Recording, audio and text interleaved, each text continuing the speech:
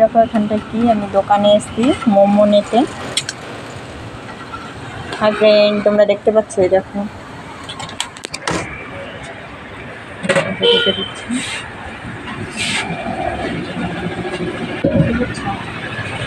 বা ওর ভিতরেও আছে,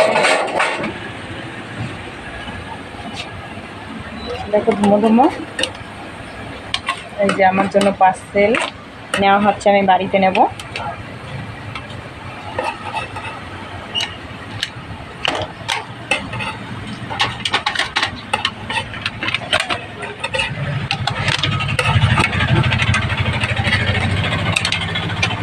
এটা কি আরেকজনকে দেবে? দুজনের।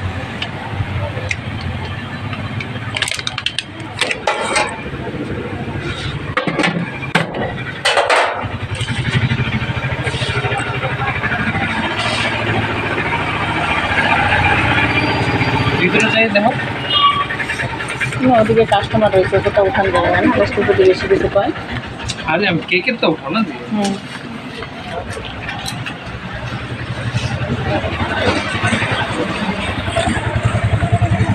এই দেখো আমি ঢুকছি ভিতরে।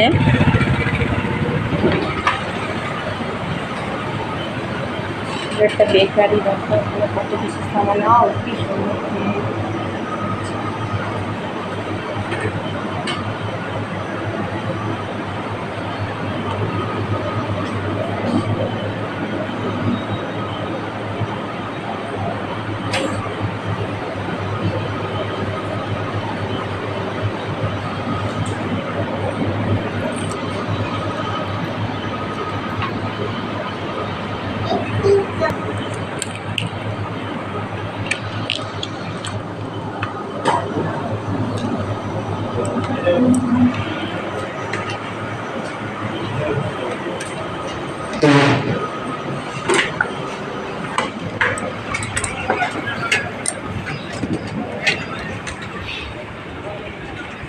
তোমাদের যদি কখনো কেক, বার্থডে কেক কিছু নিতে আসা লাগে, এই দাদার দোকানটায় এসে নিয়ে যেও।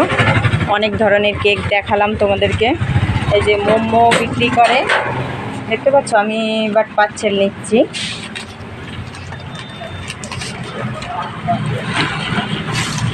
অল্প ধরো এসে যেমন চেষ্টা করি, যেমন এই যে দাদার দোকানটায় দেখেছো।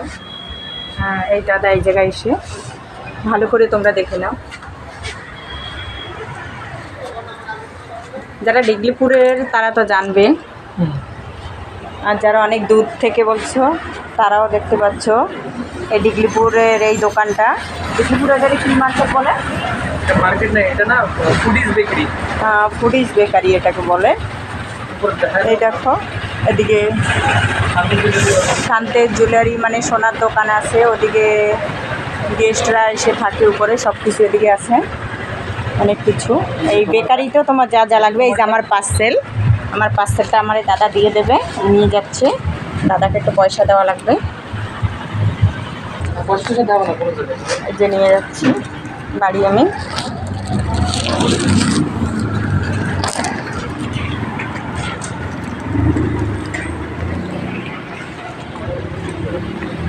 এই যে আমার স্কুটি এখানটায়, দেখো আমি কী কী কিনেছি। কটা মাছও নিয়েছি, এই যাচ্ছি। আজকে আবার কটা জিলেপিও নিলাম।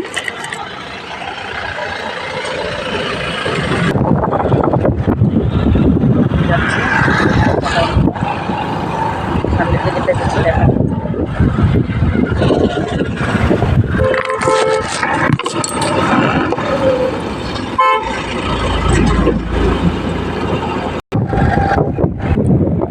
আমি বাড়ি যাচ্ছি এখন। দেখো রাস্তায় দেখা যাচ্ছে,